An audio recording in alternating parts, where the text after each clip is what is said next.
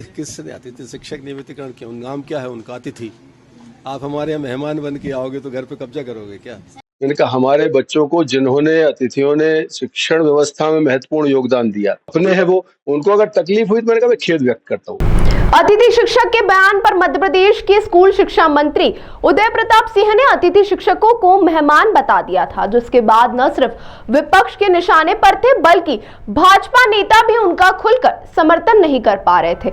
अपने दिए बयान के बाद अब अतिथि शिक्षक उनके खिलाफ आंदोलन की तैयारी कर रहे थे, लेकिन उससे पहले ही मंत्री जी के सुर बदल गए और उन्होंने अपने स्टेटमेंट पर खेद व्यक्त किया है। उन्होंने कहा कि अतिथि शिक्षक तो हमारे अपने हैं, अगर उन्हें किसी प्रकार का दुख पहुंचा है तो मैं इस पर खेद व्यक्त करता हूं। मंत्री जी के पहले के सुर और जब अतिथि शिक्षकों ने अपना रौद्र रूप दिखाया तो कैसे मंत्री जी के सुर बदल गए, सुनिए। किसने अतिथि शिक्षक नियमितीकरण क्यों? नाम क्या है उनका? अतिथि। आप हमारे यहाँ मेहमान बन के आओगे तो घर पे कब्जा करोगे क्या?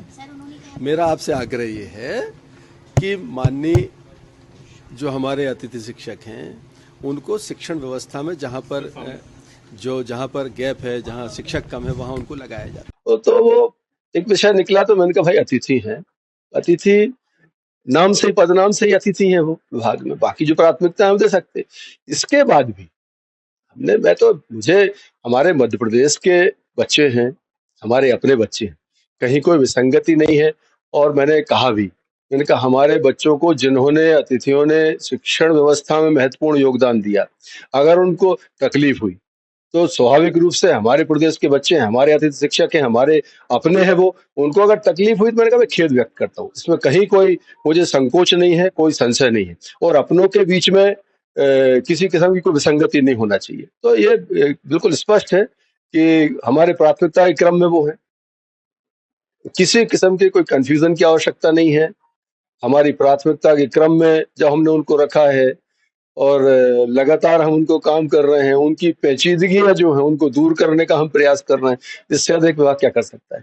समय से अतिथि शिक्षक हैं। दरअसल नरसिंहपुर पहुंचे स्कूल शिक्षा मंत्री उदय प्रताप सिंह ने मुख्य सवाल अतिथि शिक्षकों को लेकर पूछा गया। इस पर सफाई देते हुए उन्होंने कहा कि एक विषय निकला तो मैंने कहा कि पदनाम से ही विभाग में अतिथि है, बाकी प्राथमिकता हम दे सकते हैं। वे हमारे अपने बच्चे हैं, कहीं कोई विसंगति नहीं है। जिन्होंने शिक्षण व्यवस्था में महत्वपूर्ण योगदान किया तो वे हमारे अपने हैं। मैं इस पर खेद व्यक्त करता हूं, मुझे कोई संशय और संकोच नहीं है। लेकिन मंत्री जी के सुर क्यों बदले वो भी जान लीजिए। जरा अतिथि शिक्षकों का यह बयान सुनिए जिसमें उन्होंने सरकार को हिलाकर रख देने की बात कही थी, जिसके बाद सरकार इस मामले में बैकफुट पर थी, जिसके चलते मंत्री जी के बयान बदल गए। अतिथि शिक्षकों ने जो चेतावनी दी थी वो भी सुन लीजिए।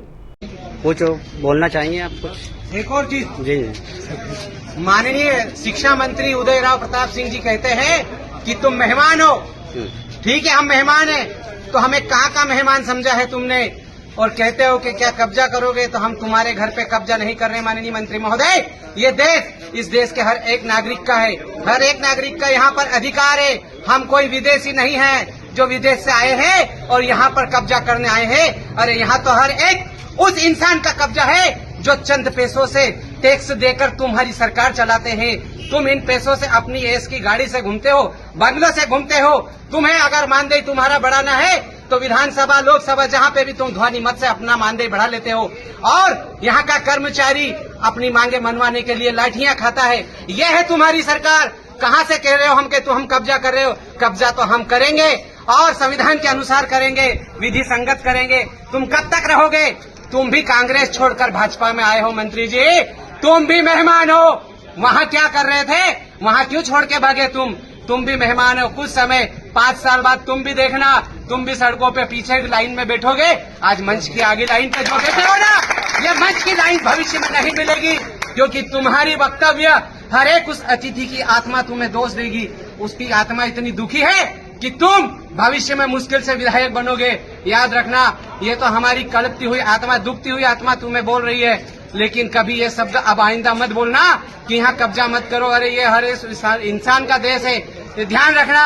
और माननीय मुख्यमंत्री महोदय, अभी मेरे साथी ने बताया है कि शाहजहांपुर के पूर्व तत्कालीन कलेक्टर कन्याल साहब, जिन्होंने एक ड्राइवर के लिए सिर्फ एक छोटा सा शब्द बोल दिया था, उनको आपने तत्काल 24 घंटे में हटा दिया था।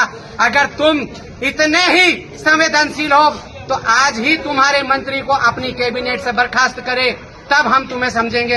अन्यथा 2 अक्टूबर के लिए तैयार रहे, हम भी सड़कों पर उतरने के लिए तैयार है। देखते हैं तुम्हारी लाठियों में कितनी ताकत है, उन जेलों में भी देखते हैं कितनी जगह है इन 70,000 के लिए। मैं इन्हीं शब्दों के साथ पुनः कहता हूं कि शिक्षा मंत्री अपने बयान को वापस ले लो, हम हमारी मर्यादा में। ध्यान रखना, शिक्षक राष्ट्र निर्माता है, वो आरंभ भी जानता है और प्रलय भी जानता है, ये दोनों उसकी गोद में पलते हैं। इन्हीं शब्दों के साथ जय हिंद।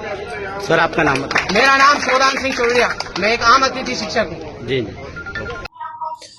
आज माननीय शिक्षा मंत्री जी ने जो कहा था कि मेहमान हो घर में कब्जा करोगे, आज न्यूज़ चैनल के माध्यम से मुझे मालूम पड़ा कि उन्होंने खेद व्यक्त किया है। लेकिन माननीय मंत्री जी से मैं कहना चाहता हूं कि खेद व्यक्त करने से क्या हमारी भावनाएं जो आहत हुई थी उस पर मरहम लग जाएगा। आपको चाहिए कि आपने जो बैठक में 8 सूत्री मांगों को माना था उसके आदेश तत्काल जारी करवाए जाएं और आपको माफ़ी मांगना चाहिए कि हम भी आपके परिवार के सदस्य हैं और आप हमें अपना मानते हैं, अपने कहा कि अपना मानते हैं, उसके लिए धन्यवाद आपको। लेकिन आपने सिर्फ खेद व्यक्त किया, आपने माफ़ी नहीं मांगी। हम चाहते हैं कि आप हमारा भविष्य सुरक्षित करें और जिन बिंदुओं पर हमारी सहमति बनी थी उन बिंदुओं के आदेश तत्काल जारी करवाए जाएं। आपके बयान से आपकी भावना क्या है हमें ये मालूम पड़ चुका है और अगर आप चाहते हैं कि प्रदेश का अतिथि शिक्षक सड़कों पर ना आए तो तत्काल जिन बिंदुओं पर हमारी सहमति बनी थी उनके आदेश जारी करवा दिए जाएं। अन्यथा की स्थिति में 2 अक्टूबर को मध्य प्रदेश का एक एक अतिथि शिक्षक सड़कों पर दिखाई पड़ेगा।